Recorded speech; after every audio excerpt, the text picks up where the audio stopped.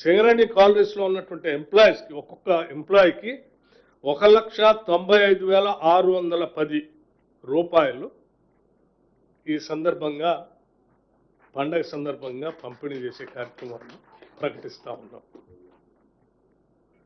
1 లక్ష, నేను మళ్ళొకసారి చెప్తా ఉన్నాను, ప్రతి కార్మిక సోదరుడి కుటుంబాలకి 1,95,610 రూపాయలు, 1,95,610 రూపాయలు ప్రతి కార్మికుడికి దీని ద్వారా పంపిణీ జరగబోతా ఉంది.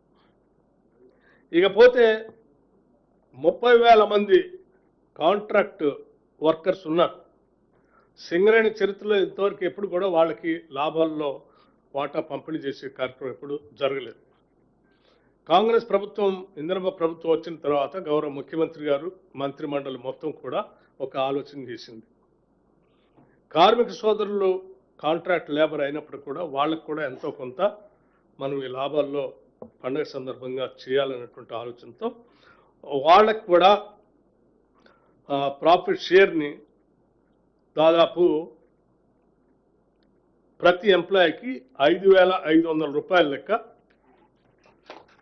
5,500 రూపాయల లెక్క పంపిణీ చేసే కార్యక్రమాన్ని చేస్తాం.